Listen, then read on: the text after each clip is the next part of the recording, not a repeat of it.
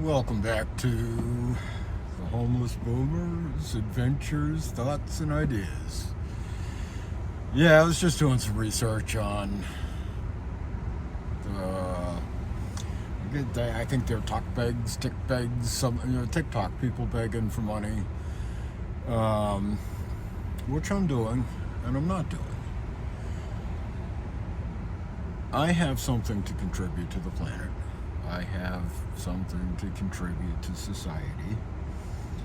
And, also in my research, the nasty shit that people are doing, influencers are doing at the cost of homeless is just staggering. But it is a condition of our society. And that's what I'm looking to change. That's where I started my one-man protest at Starbucks. I don't have an outlet, so I will do that.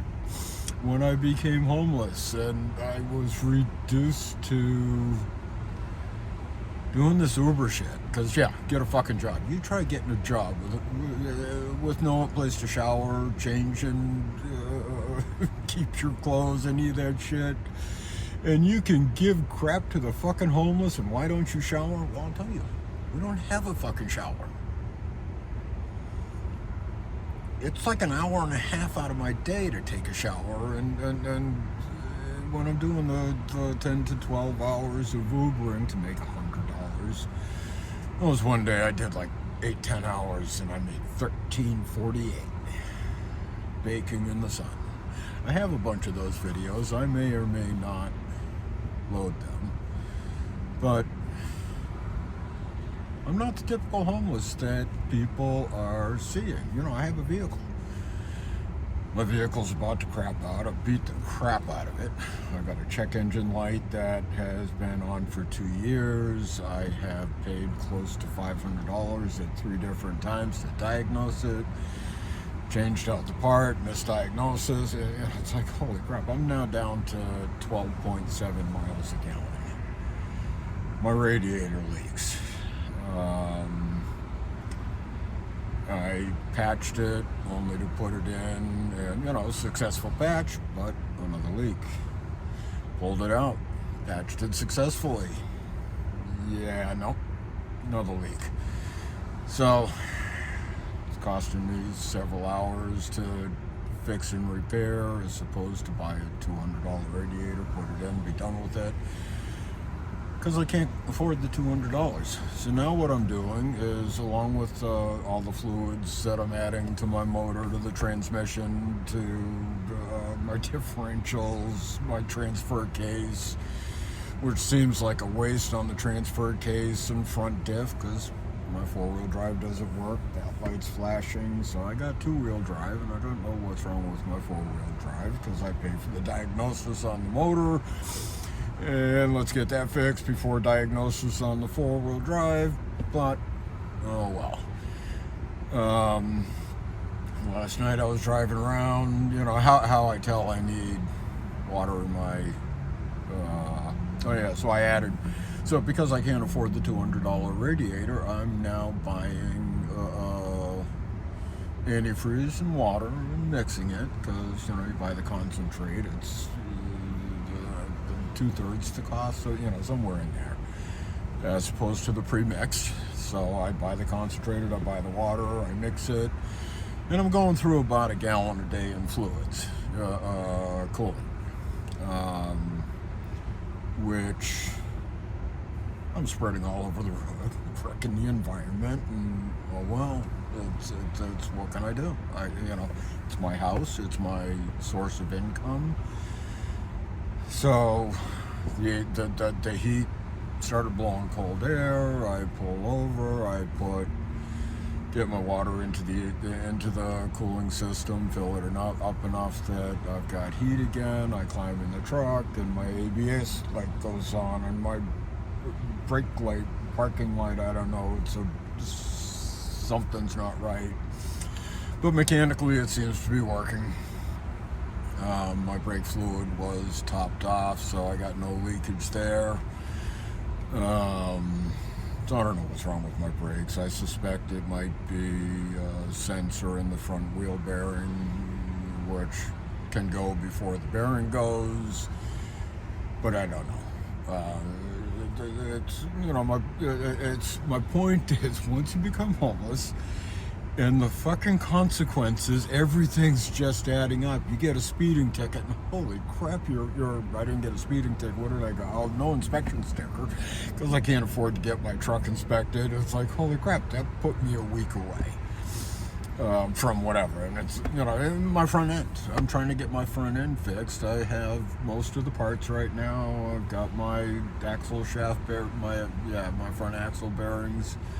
Axle shaft bearings to put in. I got Max, my buddy here at the Market Basket. He does the landscaping maintenance of the parking lot. We've been associates for 2 years, and we crossed the line into friendship last week, which was quite exciting, given how abandoned I've been by anybody else. Wealthy people don't hang out with homeless people, and I can't go out and have drinks. I can't afford to. Hell, right now I can't even afford. I'm hardly able to afford to eat. I had food stamps or EBT, the first year or so, and apparently I'm making too much money. And it's like, holy crap. So with EBT, I used to be able to go into grocery stores and get pre-made cold meals. You can't get a hot one. You're not supposed to get pre-made stuff, but it only qualifies for hot stuff. So I'm spending my EBT on sushi at the Market Basket. And I could stock up and get some crackers and some snacks and, things that, comfort food. And every now and then I could afford to eat out. But I don't know what the numbers were. It was, I think it, came around the first of the year. I think I probably did well in December. I do well in snowstorms. And they don't deduct mileage. So a third of what I'm making isn't made. It's spent on gas. But put me over food stamps, so I don't get the EBT, which means my diet is much more restricted. I have a very limited budget, and I'm not going to say, people are going to say, I don't buy the $7 coffee and blah blah. I smoke. I know it's a downfall. It's more expensive than either one of my storage units. It is my most expensive monthly expense. Well, food would be, but I haven't tracked it. Sometimes I get disgusted with the how much I spend on cigarettes, and it's like, holy crap, I could have bought this, I could have bought that. But it's my one comfort that I have, and I know it's self-destructive. I'm feeling it. I can hardly breathe sometimes. But with the stress that I'm under, it's like, how the hell would I quit? Now, I haven't smoked pot in a week. Today being a difficult day, I'm fighting that off. I'm not sure that I'm going to make it. I may be heading down for a joint. Because with the truck, it's like, it's just getting closer and closer to, I don't have a vehicle. I don't have a house. I don't have a source of income. And I'm going to be on the fucking streets. Tell me you could stop the one comfort thing you've known all your life in the middle of all of that. But I'm not begging for money. I like, the banks were too big to fail. I'm too joyous to fail. You can't let me fail doing what I do. And another good example of that would be I put more water in my radiator than I typically do, which took a hit because I know that's getting worse. I got my bills coming up, so that radiator's not coming until sometime after a couple of weeks anyway. So while I can't afford that, I'm spending, I got the cheapest antifreeze out there, 10 something a bottle, and then cut it in half with water, so the water cost me $1. So it cost me $6.50 a day just to keep my engine cool. And with the temperature the way that it is, I run the truck much more, so I go through more fluids. And yes, if you noticed, I haven't worn my glasses in the other videos I've done, so I kind of put them on because another stressor. These broke 2 years ago. I'm actually shocked. $70 pair of glasses from Costco's and I don't get sponsored from Costco's. I just have to love them. You'll see. I don't know if you can see that, the little paper clip I put in there and hold that together. Well, that lasted about a year. The other side broke and I had to super glue it together, of which some I got on the lens. I don't want to clean I used to clean my glasses every day. Now I don't because I'm scared to break them. And I don't know if you can see the angle or not, but I don't dare adjust them because I'll break them. But you notice I got a haircut. Yeah, $30 for a friggin' haircut is a major financial decision. And then I've got, so I got all this truck, I don't know what's going on with the brakes. I don't know if it's safe to drive the truck. My front end is getting looser and looser. And I don't know if I'm going to snap a ball joint or I'm going to lose a tie rod end. Last Christmas, I was fucking lucky as hell. I heard something going on in my front end, and every now and then I'd hear it clunk, and then I noticed, if I did a turn, one of my tires was dragging more and leaving a different imprint. It's like, So Christmas morning, I pull into Speedway to get my cup of coffee, and I'm backing into the spot, and my tie rod separates. So I'm sitting in the parking lot. I got both wheels.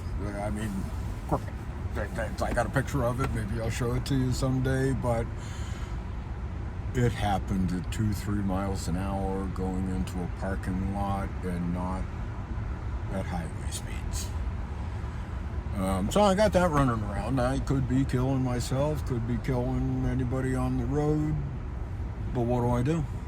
I'm going to make some money. I got to make some money, or I'm going to lose everything I own, which may be inevitable at this point as well. So I got all that going on, and I went to do a pickup. I went in there and gave him my name, or the name for the pickup. He goes back into the kitchen and comes back out. And he says, it's going to be about 15 minutes. I said, damn. Well, I think I'm going to cancel it and let another driver pick it up. A grin came over his face. And he stepped forward, reached out his hand, and says, I want to shake the man of the the only polite driver that's been in here since it started. So I will not let my life, my stress, my conditions get in the way of spreading joy and treating people with respect. It's not even, I've recently become on the, it's like, no, I'm going to spread the joy. I am going to be happy and choose my life. As difficult as that is, I bet there's not a fucking 1%er that could go out here and do what I'm doing. And you want to tell me to go get a fucking job, making $30,000 a year, $25,000? I had my neoliberal nepo baby cousins think I should get a landscaping job. At the time, I was 64 years old. It's like, holy fucking crap. But anyway, and I was just over at Starbucks, And if you watch one of my other videos on the start of my one-man campaign, my one-man protest to make what little better life I can make for them, which is don't write on my coffee, please, unless it's more efficient for you. So, the woman that glitched and made fun of, like, you know, what if she was, you know, glitched like in the Matrix. So, you know, I'm over at the coffee station putting my cream in, and I spilled a couple of drops, and of course, being a good man, I just cleaned it up. I make a mess. I clean up my mess. And just as I'm cleaning it up, you know, an arm comes around my back and, you know, throws some trash in the receptacle next to me. And she says, I appreciate that. And I said, what? Clean it up. It's the least I can do, but thank you. And it is a sad world that somebody at Starbucks, a barista at Starbucks, was moved enough to thank me for cleaning up the little bit of coffee I spilled. So I'm a good man. I'm too good to fail. Bail me out. The fuck did the banks do with their money? They just took more money. Me, I'm gonna spread joy. You know, if I get enough if this actually produces, and I call out, and I get the neoliberal Nepo babies to question their behavior, where they've gotten, how they've gotten there. Not that all of them are crooks, but I'll bet every one of them did something unethical that they had a hard time sleeping with and somehow blocked it off and made themselves better than those that are on the streets or making $30,000, $40,000 a year. And